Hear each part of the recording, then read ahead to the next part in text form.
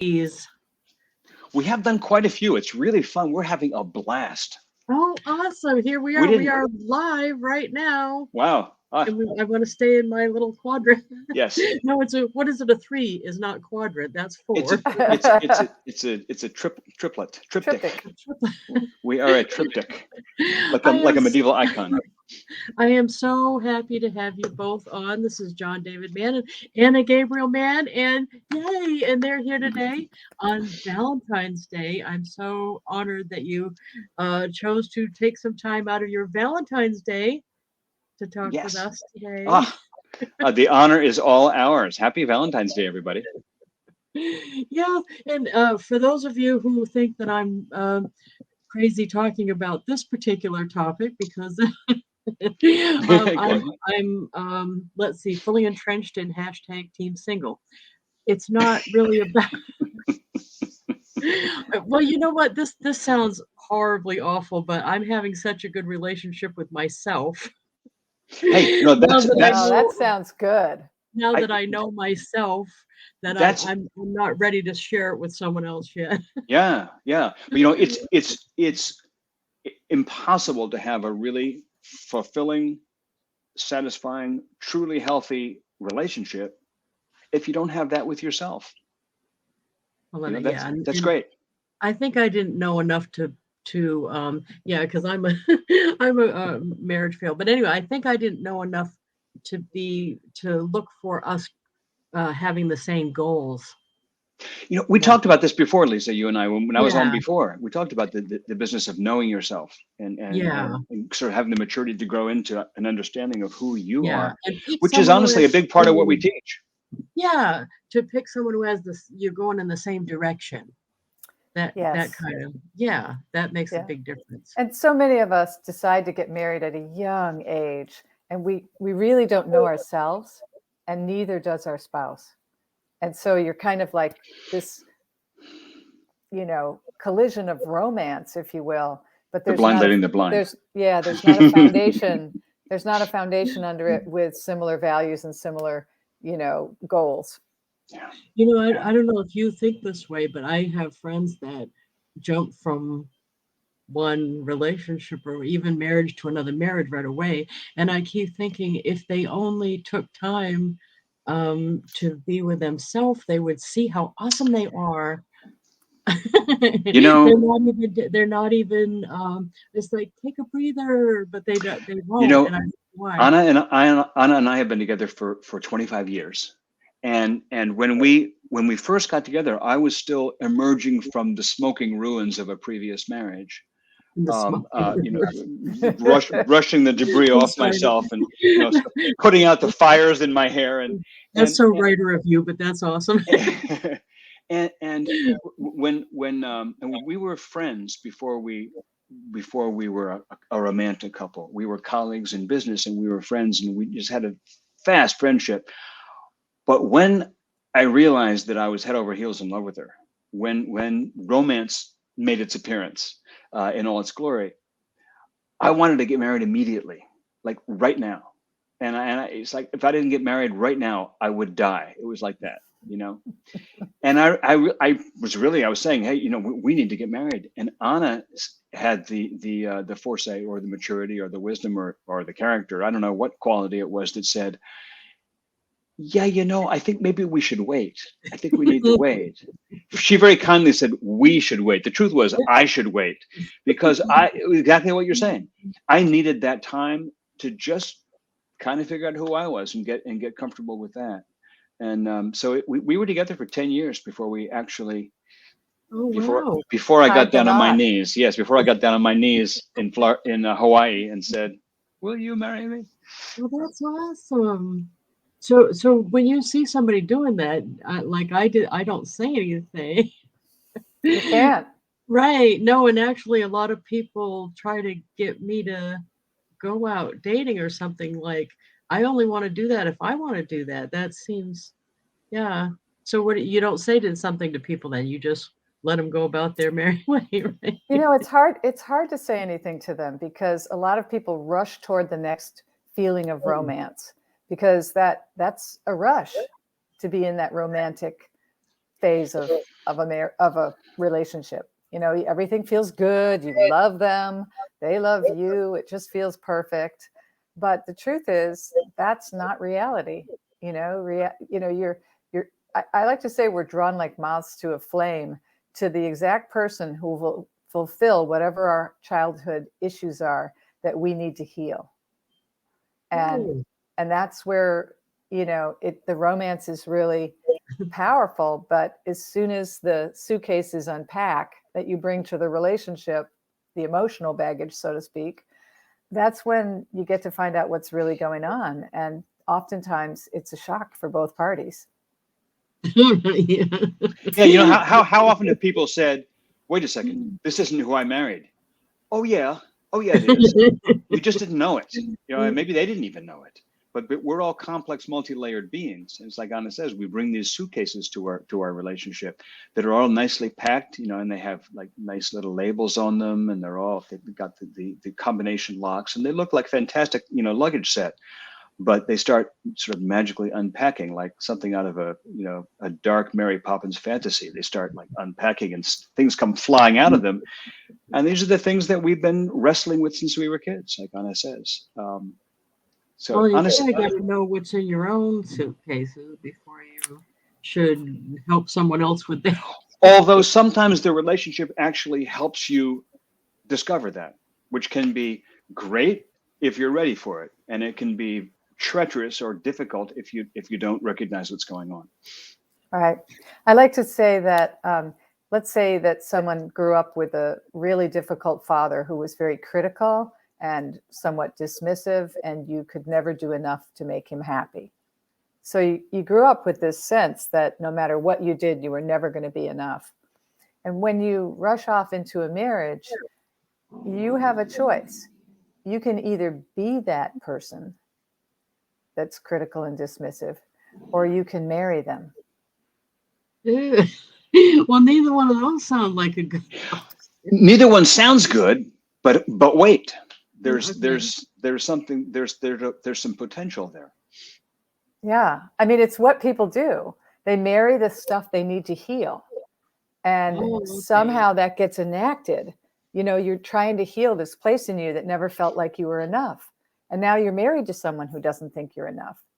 And it can be deeply painful. But if you're open to your own self-awareness and your own healing, and if your partner has that capacity, just a smidge of emotional intelligence, and has the capacity for there to be real honest conversations about what hurts and or what's working and what's not working, then it can, you know, in a way that's not just volatile, like not just a knockdown, drag out fight.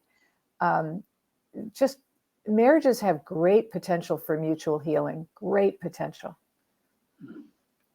I like the way in the book you're saying it's not big, giant acts of fabulousness. It's the little stuff that can help with the other. Yeah. And the thing about the little, you know, the book, hello, everybody. The book we're talking about is called The Go-Giver Marriage. And I'm going to add it to my stack. I saw your post this morning. And yes, here's the Go-Giver Library. Here we are. Yeah, here's the book. It's the newest one. And the subtitle, which is what we're talking about, it's a little story about the 5 secrets to lasting love. And the secrets are, it's a Go-Giver book. So the secrets are like you're saying, Lisa, they're little things. They're not huge, dramatic, wrenching personality changes. We're not talking about spending $90,000 and spending three months in some kind of, you know, upheaval of a retreat, or going inside and completely changing who you are, who wants to do that and who can do that. It's not like that. It's the little things that you do every day. That's what these secrets are. They're about little things that you can do every day. The challenge of it is they're also really easy not to do every day. And they're things that we probably knew when we were first in that thrall of romance, when we were first together, but we forgot as life went on, which is why, you know, it isn't that people gradually fall out of love, it's that people gradually get worn down by stuff, by life, you know, the kids, finances, occupation, household. I hope you don't feel that if someone is mismatched, they probably can't work it out. It always can't be worked out, right? Well, because you were married before, you probably, sometimes you're just headed in two different directions, and it's best for both parties to head in that different direction. Yeah, You know, yeah. Well, I'll. What do you have to say about sometimes. that, sweetheart? I'll No, let you no, let go you go ahead. first on that. Go I, ahead. I was going to say, yeah, I don't think that it's as simple as we're heading in different directions, to be honest. I think that sometimes that's true. I think sometimes we were really, and this is what we were talking about when we opened up the broadcast today. I think sometimes we are horrifyingly mismatched. And we rushed into marriage when we were 19, and our eyes were all twinkly and our hormones were raging like a bonfire. And we forgot to take a moment to notice, who is this person?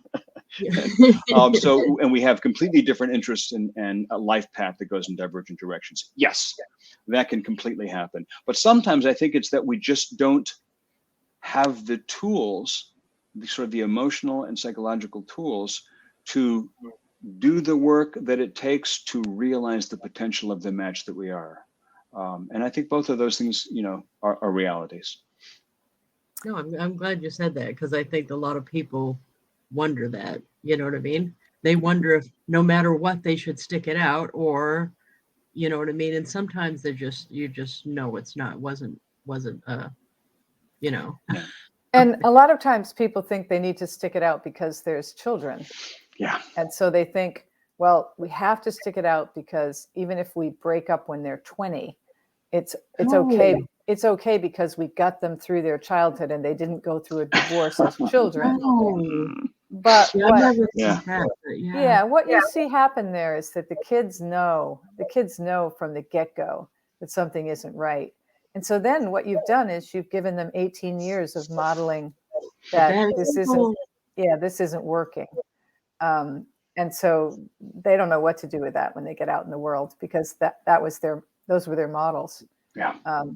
And so, yeah, I mean, it's not like, I mean, we're real advocates of working things out in marriages, but there's a whole thing about people having what are called starter marriages, and that is people who marry between 18 and 28. It's like Oh, those formative years in your 20s when you're really green, you're not quite all there in terms of who you're going to become, and you're still exploring the world. A lot of times people make choices then that are sort of romantic choices or sexual attraction choices that have nothing to do with reality of the long term of a marriage. And so a lot of young marriages, sometimes don't make it because of that. But yeah, and I honestly, think mine was like, this is my ticket out of my parents' house. If I Yeah. get married, at least I get to move out. I will say though, I have a friend. Her name is, you might know her. I don't know, Marguerite Crispillo. She just came out with a book. She's a dear friend who wrote a book called 100 Things I Love About You. And her story is, when she was young, she married the bad boy. This guy Joe was came in and asked her out on a date, and he was obviously a bad boy. And they had a whirlwind romance, and they got married. Boom. Well, they were from completely different backgrounds. He was from this Italian, Latin, I forget the ethnicity, but some very, very strong ethnic background where you have big families and you never break up. And you also drink heavily, and you're also, an Oh, outrageous person. He's a stand-up comedian, and he was just like a wild guy. And she came from a broken home. Her mom had been married 5 times, and her experience of marriage was, as soon as it stops working, you're out of there. oh, And so, and they were pretty soon like this. And she wow. said to him, she went to him one day and said, okay, today I'm going to make an appointment. It's either with the counselor or with the lawyer. You decide. Ooh. And he said, well, I'm going to go with counselor. So Lisa, these are 2 people whose lives came from totally different places. If you did the math on paper, they were incompatible. Their life paths were divergent, but there's this weird math in human relationships. It doesn't always follow the numbers. And they went to a therapist together, and then therapist met with just her and said, okay, tell me 3 things you love about your husband. She couldn't think of 3 things. All she could think about was the 20 things that were driving her nuts that she hated at the moment. And we tell the story in our book because it's similar to something that we do with couples. And she gradually worked on the list of things that she could find that she loved about. And the first thing was he makes a great lasagna or something like that.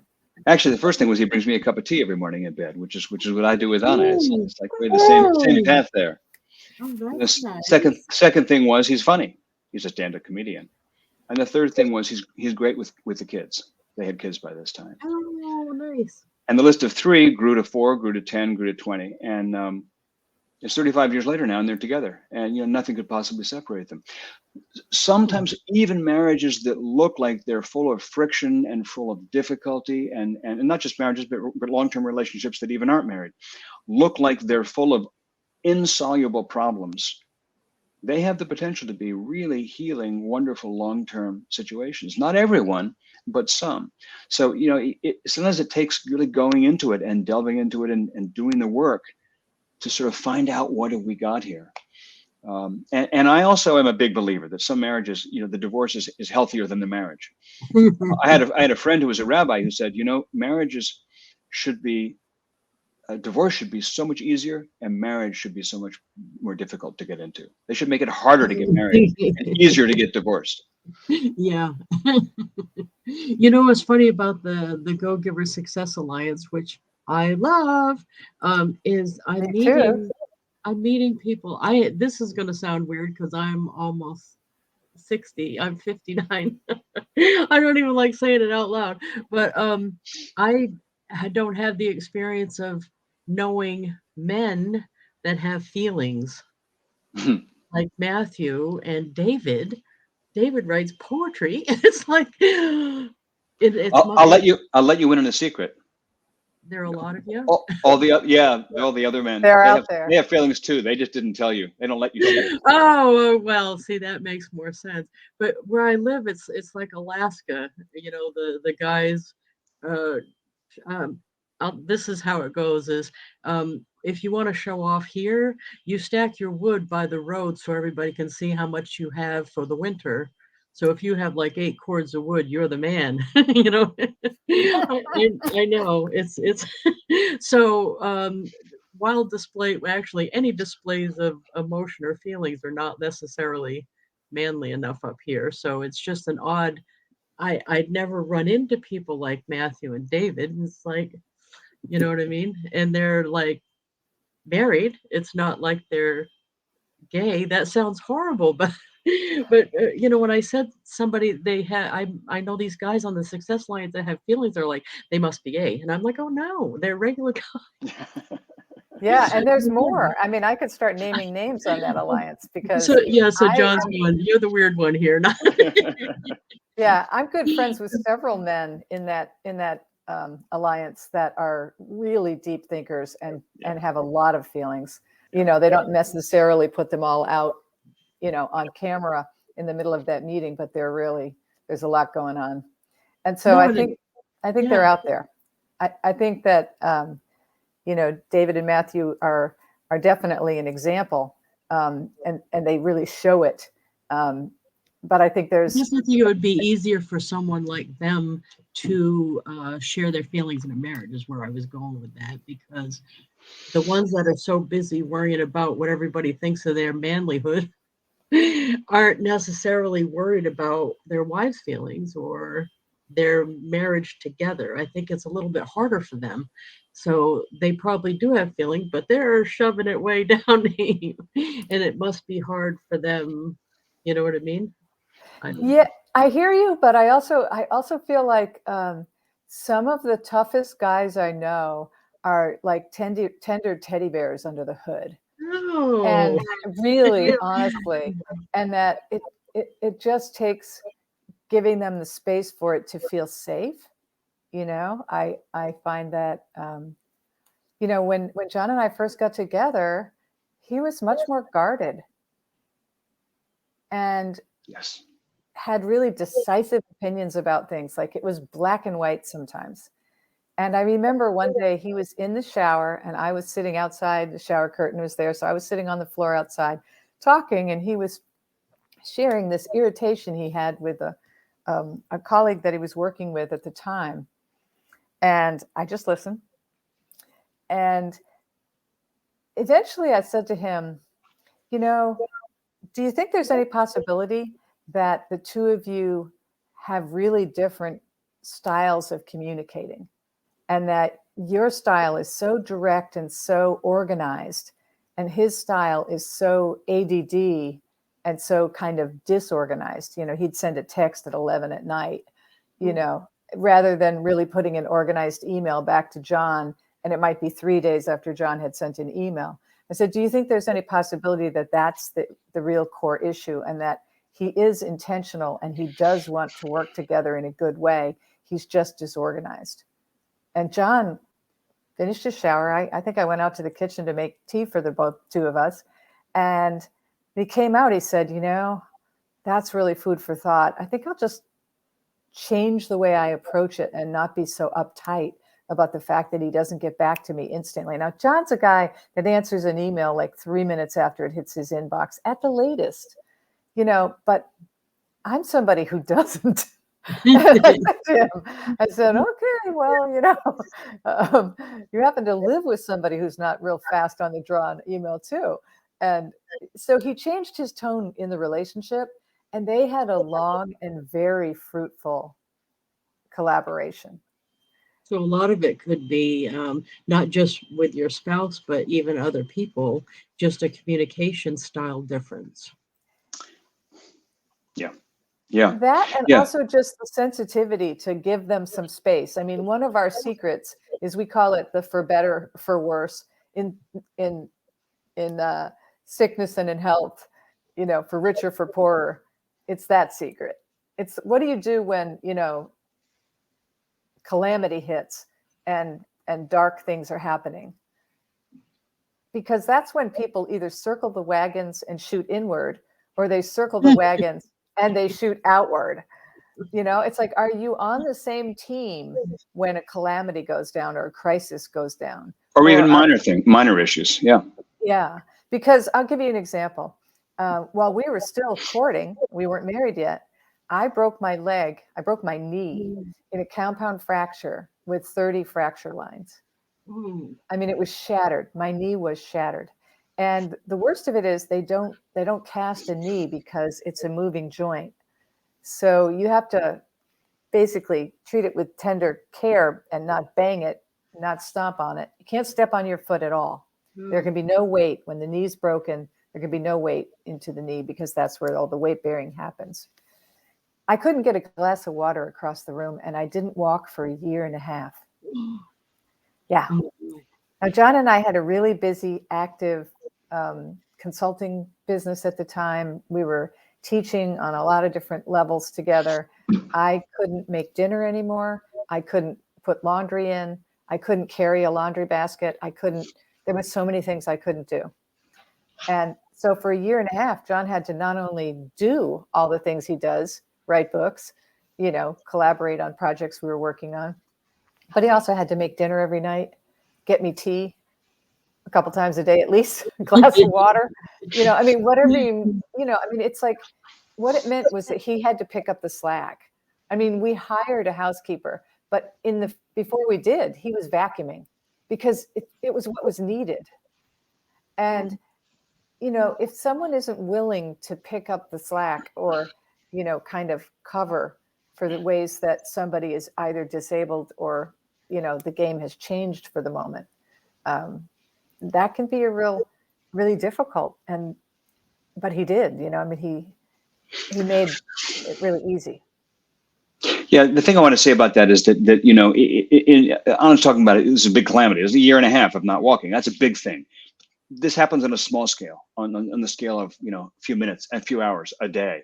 You know, sometimes one of us, you know, one of you in a couple didn't sleep well, or had the proverbial bad day at work. This has happened for me, where I've been, my work is at home, but I might have a bad phone call that delivers news that I'm not happy about. You know, a book I thought was going to sell didn't sell, or somebody has an issue that I'm not looking forward to having to untie. These things happen in little ways that can throw you off your game.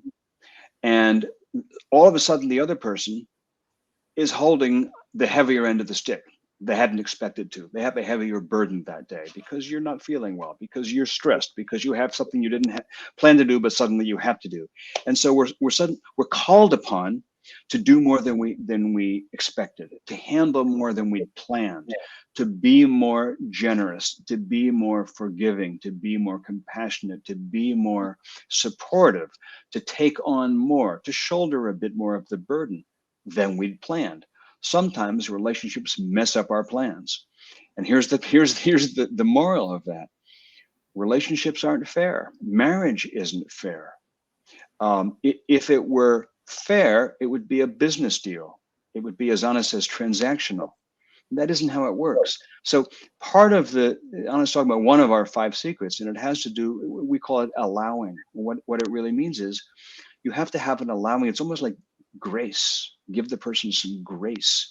You have to be willing and able and ready at a moment's notice when you didn't plan for it to do a little more, be a little more, give a little grace, allow for their situation. This is like living with a spirit of generosity, and it's not fair.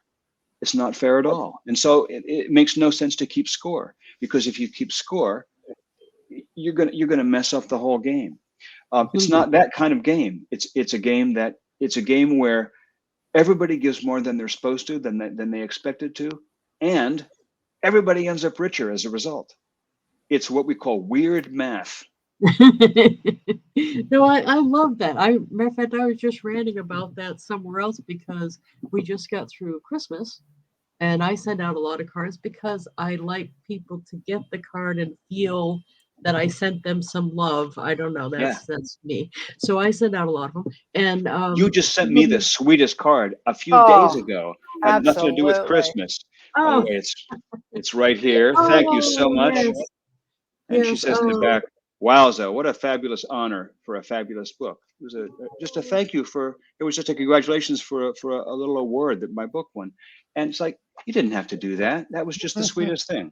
Anyway, please continue. I'm doing that some for me too, not just for you, because it feels so good to do that. Yeah. And I do that. There's an app on my phone where I send the cards from, so I can do a lot of them a day because I love doing it. I don't play Candy Crush. I don't do those kind of games. I do that. But at Christmas, I thought it was so funny because people were writing stuff on their Facebook that said, I'm not sending Christmas cards anymore because I didn't get the same number back. And I'm like, well, I didn't know it was even right. And I bet you they're doing that in their relationships probably too. Exactly. And Lisa, you're such a go-giver. You're such a natural go-giver. And adding value to the other person's life is really what it's about. It has nothing to do with you. If you can stop the scorecard and take the me, I out of it, it's so powerful. It is hard, though. It is hard. Actually, it's not. It's not hard. Actually, it seems hard, but it's not. What makes it easy? It's like the only way to get rid of a bad habit. It's actually very difficult to get rid of a bad habit. It's sometimes impossible to get rid of a bad habit. The scorecard is addictive. Criticism is addictive, and addictions are difficult to stop. In fact, you can't. So you don't try. The way to stop a bad habit isn't to stop the bad habit. It's to replace it with a good habit. Replace it with a positive habit. So what you do is every one of our little secrets in the book, and one of our 5 secrets, has an opposite, which is sort of the negative version, the evil twin of the secret. And it's taking the things that you do, like we talked about allow. Well, allow means taking a breath and saying, I'm gonna let go. And okay, I really had planned to write this letter in the next 30 minutes, but my wife needs something I hadn't expected. So take a breath. I'm gonna just let go. I'm gonna allow for what's going on and go help them. What's the opposite of that? Is control. Control is the opposite of allow, and control is the way that we tend to go into difficult situations in our relationship. Try to fix it. Try to say, go away, fix the problem, handle it. Here's a Band-Aid. I love you, go away. I'm busy. I can't do it right now. And the impulse to control, try to make our partner, fit the peg in the hole that we planned for right now. That's so destructive. That's Anna says that's codependence. That's so destructive. That must be love. Okay, I'm going to say this because I blurt stuff and I. But for John, that must be a little intimidating being married to a therapist. I know. I Perfect. do you ever sit there thinking, I wonder if she's analyzing me right now? Yeah, I sit there thinking, I hope she's analyzing me right now. Well, that's perfect. I need it. Oh, well, see, I believe it or No, not. you know what, though, Lisa, excuse me. Let's take that question seriously. Here's what it is. I know that she has my best interests at heart. I know that she is always going to give me the benefit of the doubt. She always assumes that I mean well. So if she does analyze me, and this could be true for, if she is getting inside my head and kind of figuring out what's making me tick at this moment, I know that she's doing it for the betterment of me, not for some ability to go, aha, gotcha, I got one over on you. That get one over on you is just another version of the scorecard. And if you're doing it, you're killing the marriage. And one thing that I like to, when I'm coaching people, to remind them of is it's really okay not to, analyzing your spouse is a bad idea no matter who you are, because they don't need you to tell them what's going on with them. The question is always, for me, and some people think the question is, what's going on with you? You're in a mood or whatever, and they think that the question is, well, hey, what's going on with you? But actually, the question I like to ask is, it seems like you're under stress right now. Is there something I can do to make your day better right now? Oh, that's nice. Because sometimes John will say, I need a cup of tea. I need to answer some emails. I need the dog to be out of my hair. And I'll say, good, I'll get you some tea. I'll put a snack together with it. I might throw a cookie on or some crackers and cheese or whatever. Get him the tea. And then I will take the dog out and take the dog for a walk and just give him his space, because he let me know what would make his day better. And then I could give it. And that thing about giving, and I think that the reason why go-givers around the world resonate so much with each other is that it's like, you love giving, Lisa. That's why you love giving those cards. And people love getting them from you because you did such a personal thing when you sent that card to John. I mean, you're the only person who made that kind of gesture, that went out of their way to, just like say, wow, this is so cool. Congratulations. Yes, on Facebook, there were some people who did that too. But I'm just saying that, it's the little gestures. The little gestures are so powerful, and people will, your influence, if you will. And I like to say, the way people love you will just get bigger and bigger and bigger. I mean, that's what influence really is to me. It's like people who fall in love with your spirit. They love who you are. It's like, you give some of the most thought-provoking interviews. Everybody who talks to you says, wow.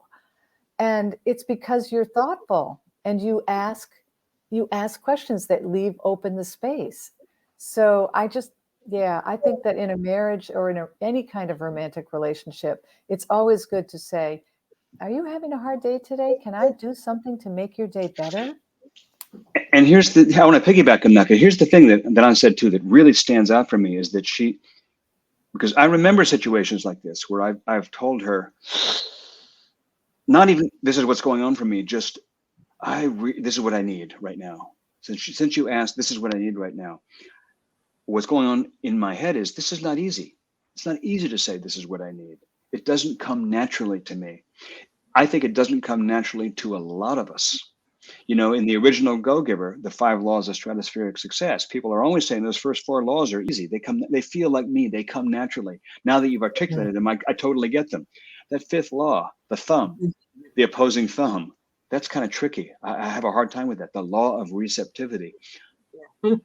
One expression of the law of receptivity is saying, this is what I need right now. You want to give something, this is what I need you to give me right now. And a lot of us shy away from doing that because it feels selfish, because it feels kind of weird, because it feels kind of awkward. I would never have done that in my past relationship, in my previous marriage. I wasn't comfortable with it. One of the things that we become comfortable with when you spend the time regularly, consistently looking for what your partner needs, we call it treasure hunting, looking for what it is that she loves. What does she love? What does she want? What does she need? And then try to give her that. That's one of our 5 secrets, is looking for the things that your partner loves and wants and needs, and then giving them that if you can. So when you practice that regularly, you start to get comfortable with the idea of what you need, because she's looking at, your partner's looking forward for you too. It starts like, oh yeah, I'm a human. I'm a person. I'm not Superman. I also need a break sometimes. And you start to get comfortable with that. You both become each other's advocate, each other's champion. And in the process, we both get a little bit more vulnerable and a little bit more comfortable with being vulnerable. One reason that we get comfortable with being vulnerable is because we know that the other person isn't keeping score and out to do a gotcha gimme. It's like there's this wonderful, it's one of Anna's favorite lines. There's this wonderful scene in the movie Good Will Hunting, where Robin Williams, this therapist, is telling his patient, Matt Damon, about his wife who's gone now. And he was hopelessly, totally in love with her, and now she's gone and he's devastated, right? And he talks about how she used to fart at night, Boston accent. She would fart at night. And they had a good laugh about that. And he said, yeah, I had the goods on her, but she had the goods on me too. And it's such a sweet line. She had the goods on me. Well, Anna's got the goods on me. She knows my foibles. She knows things about me nobody else knows. The reason that she knows those things is because I'll let her see them. And I've let her see them because I know she's not going to use them against me. Yes. And that's part of what is the magic of making a long-term love, a lasting love work, is the spirit of generosity, where you're rooting for the other person. We are on each other's team. And when in times of stress, it's like Anna said, it's really easy to circle the wagons and shoot inwards, but it's really easy to separate and suddenly be my team against your team, red team, blue team, white team, black team. But what we teach is how to stay on the same team with the other person. I like what you said too about replacing a good habit with a bad habit with a good habit. With a good habit. And I did kind of do that with the card thing, because I used to scroll Facebook and think, why did that person do that? Or can't that person spell check? I used to say negative stuff about each person that came up. What's wrong with him? Well, I replaced that with, I bet they'd like their picture on a card. I bet they would like to see that on their fridge. Or I try to find, and then like there's one girl, she's actually on my Avon team, and she does a post every day of herself in a dress, and she's gorgeous. And I just send her a card, like probably every couple days, that just says, "Hey there, gorgeous." That's all it says. And her picture, because she's always gorgeous, and I just hope she knows it so much. But instead of, now when I scroll Facebook, I don't think negative stuff anymore. I think, wow, I bet she like that. You're doing what's in our book. It's just that it's not about marriage specifically. Well, see, that's why I wanted you on, because I don't think the book is about marriage specifically. I think it's about relationships. It's about being a human being. The book is every much a business book as any of the other books in this series, because everybody in business, in life, in commerce, friendships and marriages and parents. I mean, it's like, what are you giving in terms of energy to the other person? Because everybody has that vulnerable child inside still. I mean, David wrote a poem today that was just so vulnerable. It was on Instagram. And and it's like, I love that he shows that side of himself. And I like to honor that, when people show themselves. I love that, but I still find it jarring. Well, New Englanders are very private, and John and I are both New Englanders, and so are you. And I mean, you just don't share your family stuff or your inner stuff very much if you're in New England, or you're really taught the boundaries of, like, you don't put it out there, because if you do, the whole community might laugh at you. That's another New England thing. Oh, It's like, I never thought about it like laughing. It's just not done. It's just like, yes, if right. you It's have a not done. feeling, you stuff that back down where it belongs. You Exactly. don't parade those around. Oh my goodness. Exactly. Yeah. But the truth is, we all have that vulnerable child inside of us. We all have those places that have been rejected. We all have those places in ourselves that are, I think he called it, not at home on his own altar, at his own altar. And we all have those places. They're burned in us. And so that's why I say a marriage can be a very healing place, because John really didn't know if he was cut out for marriage, because he felt such a sense of failure.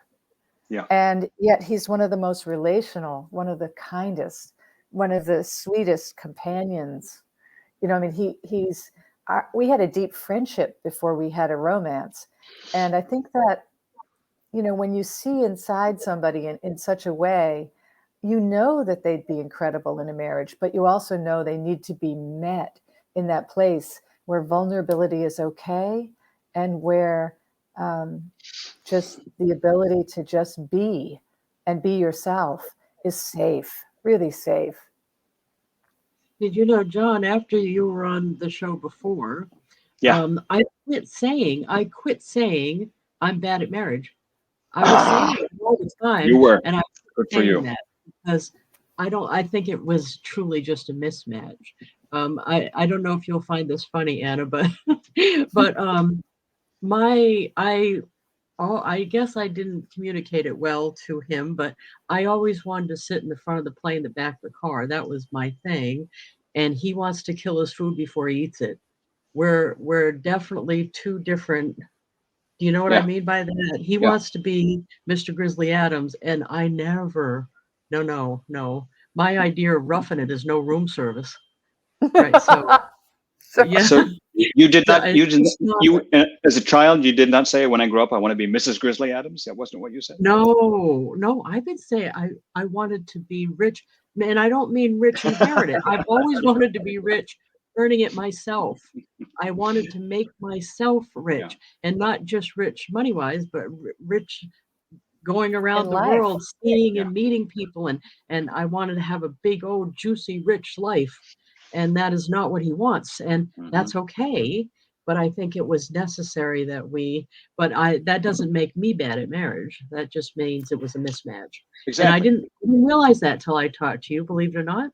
So thank That's, you. you are so very welcome. So very And you welcome. didn't even analyze me for that. I just How about that? Well, you'll get my bill. Yeah, and there's no need. It isn't about analyzing. It's really about, what do you need and what do they need. And again, when people marry in their 20s, who knows what they need?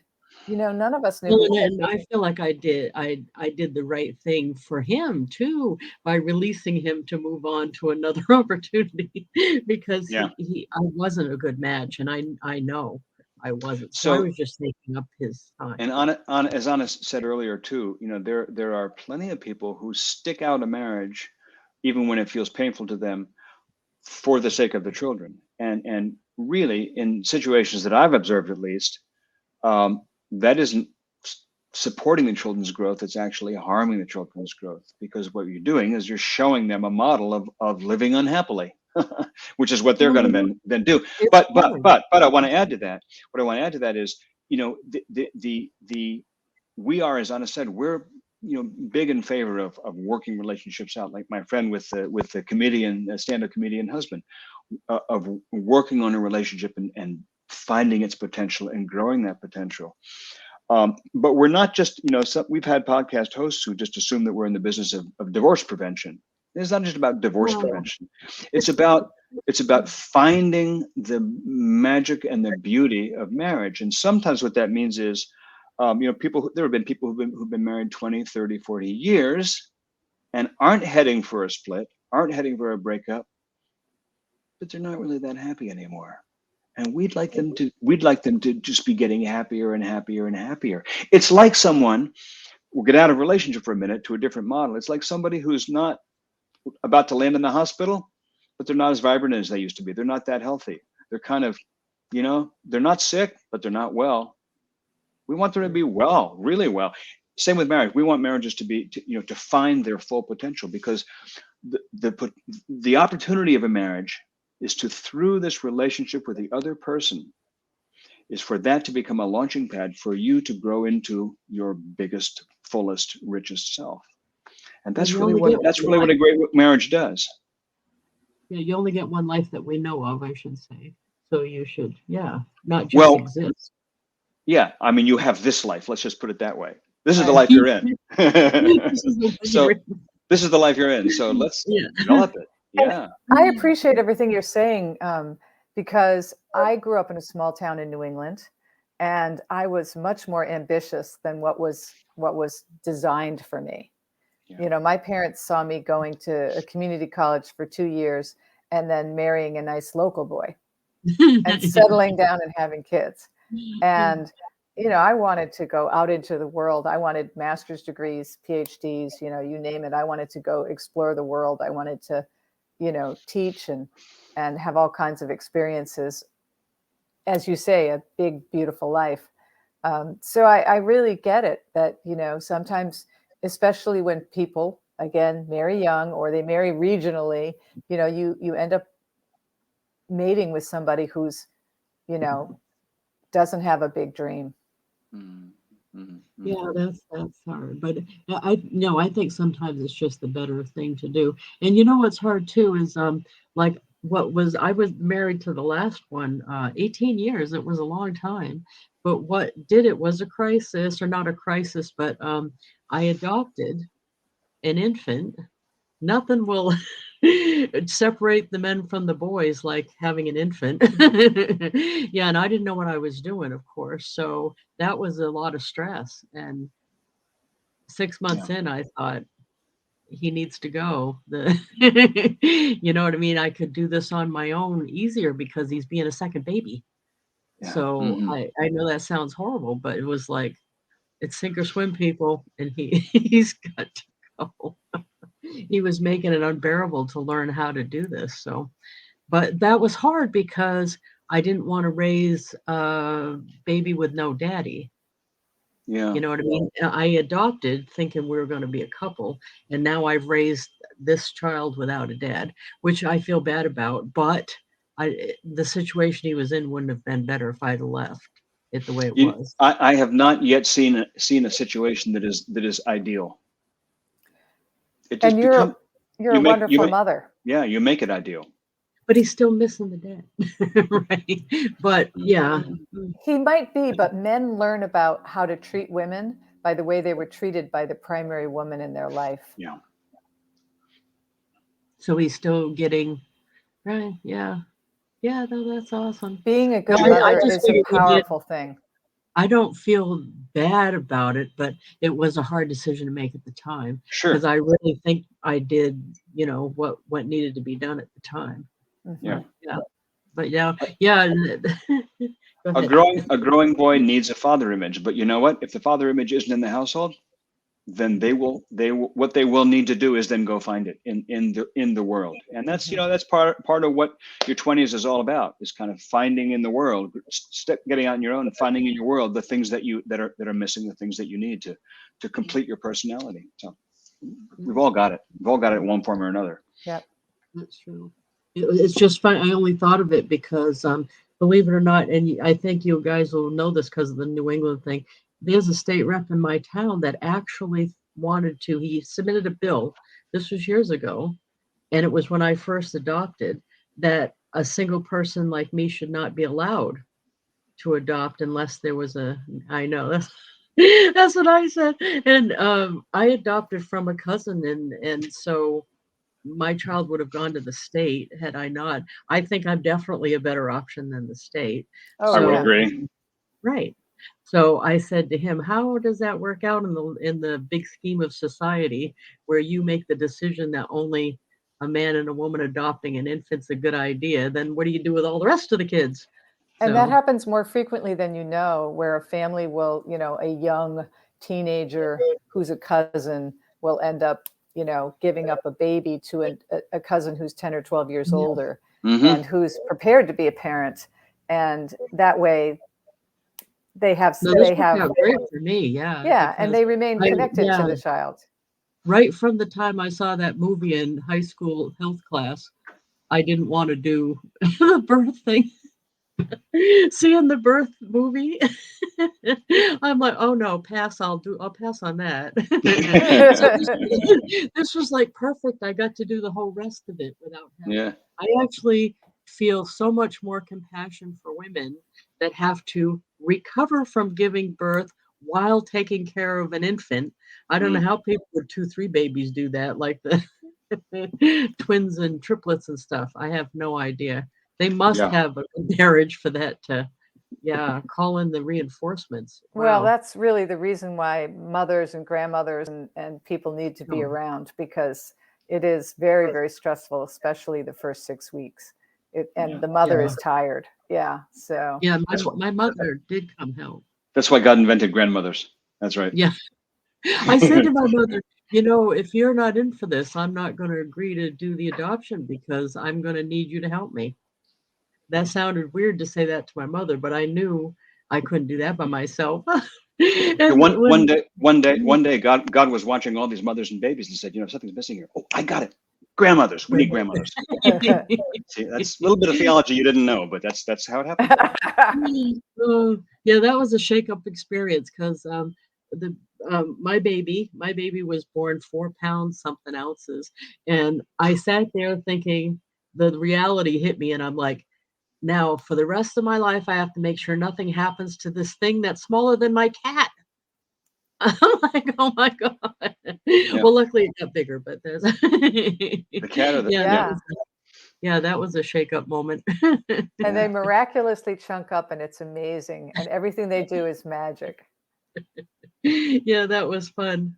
That was fun. So yeah, I'm so glad I went through that experience. But yeah, so tell me about the book as far as I want to hear about the coaching classes because that sounds like something a lot of people could use. Over to you. Okay.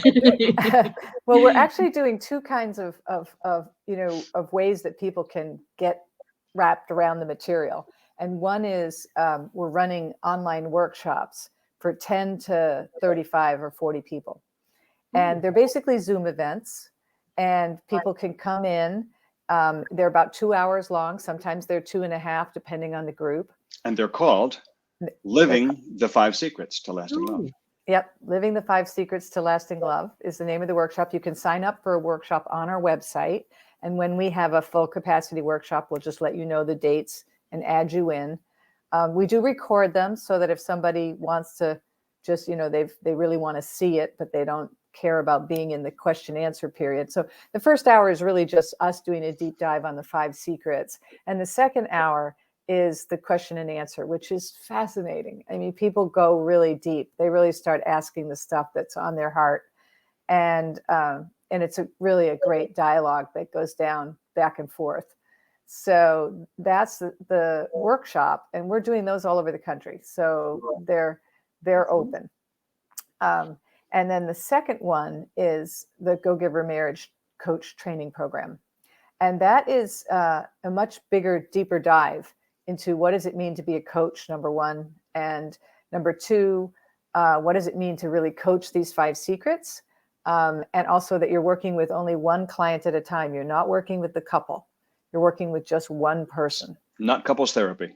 Right. This is not couples therapy. It is coaching specifically for how can they change the tone of their marriage and what actions do they want to take. And also it gives them a platform to talk about what's not working for them, and then to be able to talk about ways that can be shifted, ways that you can take the tone and change it, and ways that you can bring a different energy to your marriage. And that is, you can also sign up for that on our workshop, So let me ask you, on our website. Let me ask you this question as an interlocutor. So who was that ladder program? Who was that aimed? What kind of people is that aimed for? Who takes that course? The ladder program is aimed at everyone. And I mean that in the most sincere way, because it's really an opportunity. I mean, I have a friend actually who's thinking of becoming a go-giver marriage coach simply because she feels like there's young couples at her church that she would love to be able to offer coaching to, and one at a time, obviously. And we're going to equip them to be able to really have all the tools that they need to be able to really understand effectively how to coach, and also how to unwind, you know, because what's happening, because you don't want someone to come to a coaching session and spend an entire hour complaining about their husband or their wife, and there were no solutions talked about. There was no stopping that action, if you will, and moving it toward, you know, okay, we can stay in the criticism groove, or we can move to a better groove. We can, you know, like you said, you stop saying I'm a failure at marriage. I think it's a really huge thing. I mean, you change that neurological loop, you change everything. And we say that to people all the time. You can focus on the good, or you can focus on the bad. You can focus on the scorecard, or you can drop the scorecard and focus on how you're going to change your energy in the marriage.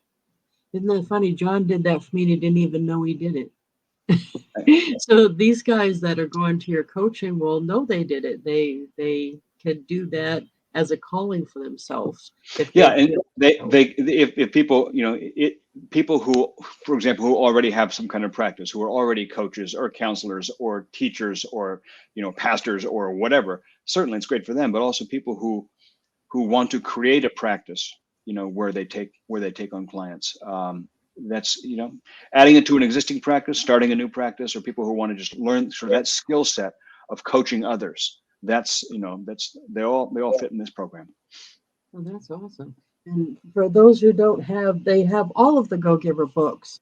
I don't know if they have them all on the link that's here. Is it the Go Giver Marriage? Yeah. Oh yeah. Yeah. It's all, they're all there. Okay. All of them. Because if you haven't read all of them, read all, but definitely start with the one. I mean, the original one, and work your way. Yeah. And they're nice, fast, fabulous reads. And I will add this. In the new book, The Go Giver Marriage. There are, of course, there are 5 secrets. There were originally 5 laws of stratospheric success. Every Go Giver book has a 5 something, and they all kind of overlay on each other. There's a relationship there, which is fun.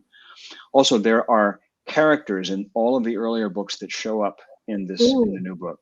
I won't say who they are, but that's just makes it a little fun when you read it. I love that when that happens, because you're sitting there going, ooh. It's like you're in on a secret. You know what I mean? Yeah. I know what this is.